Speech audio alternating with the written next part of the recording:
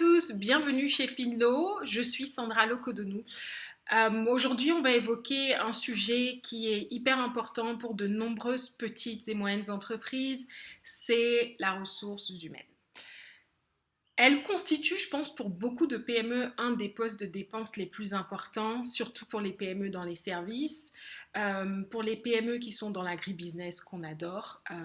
Donc, on est très focalisé sur l'agribusiness. C'est très important, surtout celles qui transforment des denrées agricoles et celles qui ont besoin d'un service client assez important parce qu'elles servent ou du B2B ou du B2C. Donc, qu'est-ce qu'on a envie de vous dire aujourd'hui sur les ressources humaines? La première chose, c'est que Finlo, nous, on est une start-up, donc on n'a pas beaucoup de ressources humaines à ce jour et notre modèle économique ne supporte pas forcément une équipe très élargie, mais c'est quand même important d'avoir des personnes qui adhèrent au projet de votre entreprise, surtout au niveau du management, au niveau de l'équipe de direction.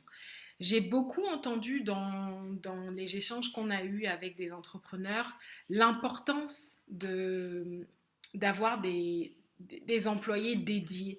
Donc beaucoup de gens, surtout dans les pays où on travaille, à savoir les pays d'Afrique de l'Ouest francophone, beaucoup d'entrepreneurs dirigeants ont mis en avant le fait que la ressource disponible n'est pas très motivée, qu'il n'y a pas forcément énormément de talent à un coût abordable. Et beaucoup de revendications comme ça faites sur le manque le manque de ressources adéquates, le manque de dédication, je ne suis pas sûre que ça se dise, mais bon, le manque de dévouement de la ressource humaine. Et en fait, j'ai aussi, comme j'ai posé des questions, bien sûr, sur les salaires, euh, les conditions offertes aux employés dans les très petites entreprises et dans les entreprises de moyenne taille. Et en fait, sur la base de mes échanges, ce que je comprends, c'est que beaucoup de salariés de très petites entreprises sont souvent dans une précarité qui les empêche de se dédier complètement à la mission de l'entreprise. Je m'explique. Beaucoup de petites entreprises sont dans des environnements assez fluctuants, où finalement l'avenir est incertain, mais l'avenir est incertain pour tout le monde. Mais pour elles encore plus parce qu'elles ont souvent des budgets de trésorerie très tight, très serrés, qui les empêchent d'avoir une visibilité long terme.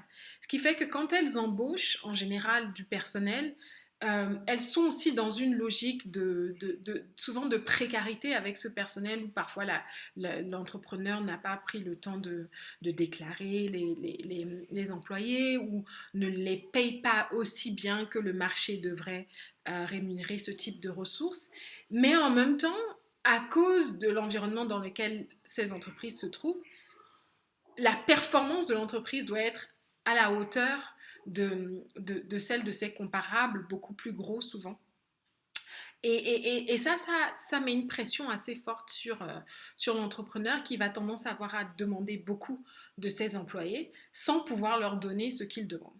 Donc, dans les économies beaucoup plus établies, je dirais moins émergentes que les nôtres, ou celles sur lesquelles on travaille, ce problème est résolu par le dynamisme de l'écosystème qui permet d'avoir autre chose que son salaire, à savoir des intéressements sur le capital, toute une série de choses qui font que finalement le salaire est une composante d'un tout. On n'a pas forcément ce luxe en Afrique de l'Ouest francophone et en Afrique subsaharienne de manière générale pour les très petites entreprises et pour les entreprises de moyenne taille. Donc dans ce contexte, qu'est-ce qu'on peut faire? Qu'est-ce qu'on peut faire pour s'assurer que les gens qui travaillent avec nous sont quand même compensés de manière à ce qu'ils soient motivés? Et je pense que c'est l'idée de cette vidéo, c'est qu'en fait, il faut que vous arriviez à trouver les clés de la motivation de vos employés sans que cela soit forcément toujours le salaire. Alors moi, je trouve qu'il y a quand même une chose formidable dans beaucoup d'employés, c'est que l'idée quand même pour nous, c'est de continuer à apprendre et de continuer à se développer. Et ça n'a pas forcément de coût important ou prohibitif. Donc, une des choses que je trouve marcher, c'est vraiment d'essayer de créer un environnement pour que vos employés apprennent.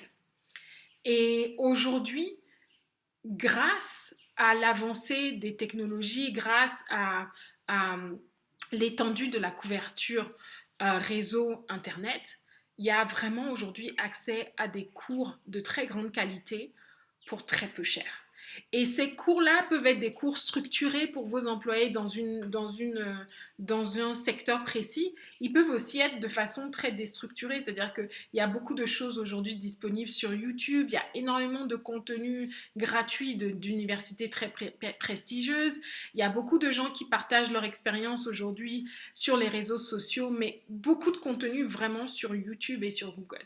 Et donc moi, ce que je vous invite à faire si vous êtes dirigeant d'entreprise et si vous avez vraiment besoin de motiver votre ressource humaine parce que vous n'avez pas forcément les moyens de pouvoir les rémunérer avec des salaires très élevés, vous pouvez prendre un peu de temps, 1 heure, 2 heures, pour leur dessiner un parcours d'enrichissement personnel lié à leur poste ou lié à ce qu'ils veulent devenir dans votre société. Et je pense que même si vous êtes une très petite entreprise, si par exemple je vais prendre le cas d'une entreprise de transformation agricole, si vous avez par exemple un responsable de la qualité ou un responsable des équipes, ça peut être très intéressant de s'asseoir avec eux et de savoir où est-ce qu'ils veulent aller avec vous dans cette entreprise. Et sur la base de ça, regardez-vous ce à quoi vous avez accès sur Internet. Parfois, il y a des cours à 10 $, 20 $ sur des plateformes de type Udemy. Enfin, il y a beaucoup de choses disponibles. Et en fait, vous pouvez vous en servir pour essayer de travailler sur un framework, sur une façon de pouvoir motiver vos salariés. Moi, ça me semble être quelque chose de très actionnable, qui ne demande pas beaucoup de ressources, mais qui peut vraiment changer le comportement de vos employés. La deuxième chose, pour les entreprises qui le peuvent, je vous conseille de regarder ce que le marché paye à vos employés, aux employés comme les vôtres, qui ont les mêmes qualifications que les vôtres, et de voir s'il n'y a pas d'ajustement à faire. Parfois, on se base sur des salaires d'il y a 10 ans pour rémunérer des gens aujourd'hui, alors que l'inflation est présente, et même si elle est modérée dans certains pays, elle est quand même là. Donc, il faut quand même penser à réajuster vos salaires. Et ensuite, pour vraiment s'assurer que la compensation de votre employé est en lien avec le marché et aussi avec les résultats de votre entreprise, vous pouvez très bien indexer une partie de la rémunération sur le chiffre d'affaires de votre entreprise ou sur les résultats de votre entreprise, même si vous n'êtes pas dans le secteur commercial. Donc on le voit très souvent pour les commerciaux, ils ont toujours une base variable, une base fixe, mais ça peut très bien aussi s'appliquer à votre entreprise, même si vous n'êtes pas dans le commerce à proprement parler. Vous pouvez indexer une partie de la rémunération de vos employés, de tous vos employés, sur les résultats et les bénéfices de l'entreprise. Ça leur permet d'avoir un alignement avec les objectifs de votre entreprise, mais aussi de voir que vraiment, quand vous gagnez, eux aussi gagnent. Surtout pour les très petites entreprises qui n'ont pas beaucoup de fonds de roulement pour pouvoir offrir des hauts salaires. Donc voilà les 3 choses qu'on vous propose vraiment, c'est investir dans l'éducation en ligne. Donc il y a vraiment aujourd'hui de nombreuses plateformes qui vous permettent d'avoir accès à des contenus de très bonne qualité pour vos employés, quel que soit le secteur où vous êtes. Je mettrai en lien de la description de la vidéo, là, je mettrai les liens de quelques plateformes que j'ai moi-même utilisées et que je continue d'utiliser. Ensuite, je mettrai également quelques études qui ont été faites sur les niveaux de salaire dans certains pays, juste pour vous donner une idée de ce qui peut être fait. Et troisième point vraiment de cette vidéo, c'est d'essayer d'indexer la performance la compensation de vos employés sur la performance de l'entreprise.